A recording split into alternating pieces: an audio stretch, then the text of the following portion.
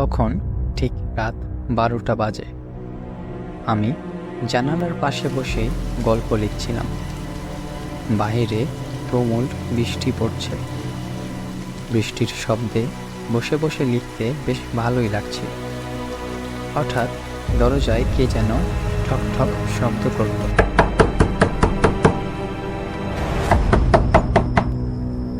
আমি ভাবলাম বাতাস হবে হয়তো, বাহিরে যা বৃষ্টি পড়ছে।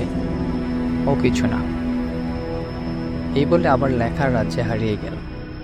কিছুক্ষণ পর আবারও সেই ঠক ঠক শব্দ।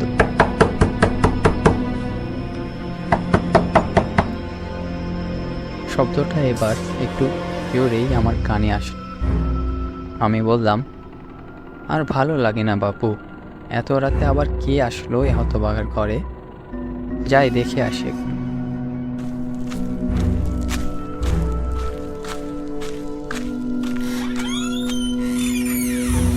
দরজাটি খুলতেই দেখলাম কেউ নেই।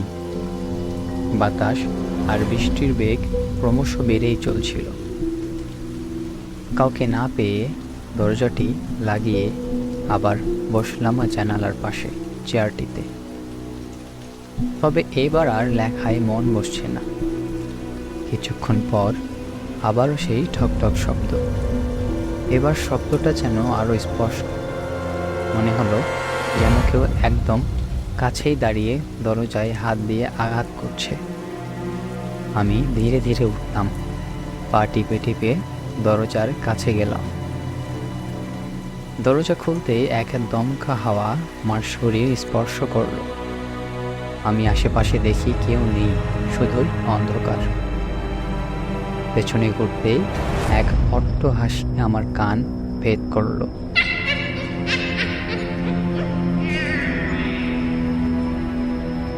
যেন এক রাক্ষস তার শিকারকে দেখে খুশিতে মেতে উঠেছে। আমি তাড়াহুড়ো করে দরজাটি লাগিয়ে বিছানায় গিয়ে বসলাম। সে অট্টহাসিটা আমার মাথা থেকে বের না হতেই দেখি একটা কালো বিড়াল আমার জানালার পেছনে বসে আছে। অপলক দৃষ্টিতে আমার দিকে তাকিয়ে আছে, যেন বিড়ালটি কিছু বলতে চায় আমাকে। আমি জানালার পাশে গিয়ে বসলাম।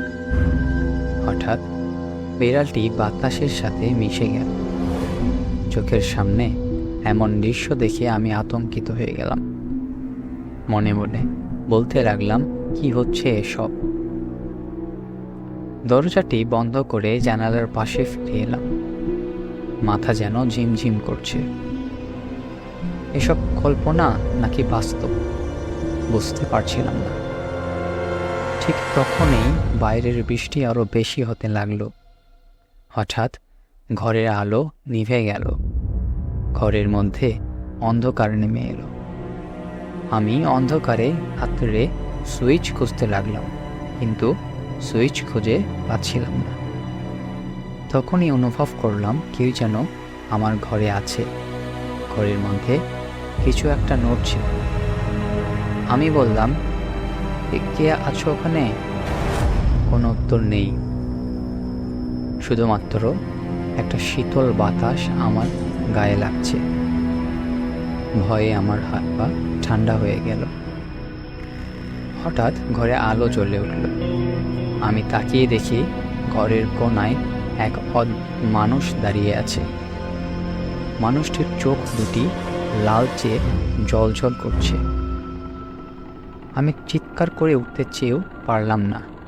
মুখ দিয়ে কোনো শব্দ বের হচ্ছিল না। মানুষটি ধীরে ধীরে আমার দিকে এগিয়ে আসতে লাগলো। আমি আতঙ্কিত হয়ে বিছানা থেকে লাফিয়ে উঠে দরজার দিকে ছুটলাম। দরজার কপাট টেনে খুললাম, কিন্তু বাইরে কেউ নেই। জানালার দিকে তাকিয়ে দেখি কালো বিড়ালটা আবার ফিরে এসেছে। এবার তার চোখেও সে লালচে জ্যোতি। আমার শরীর যেন স্থির হয়ে গেল। দরজার বাইরে দাঁড়িয়ে থাকা কারো বিড়ালের লাল চোখ দুটো অদ্ভুতভাবে আমাকে পর্যবেক্ষণ করছে।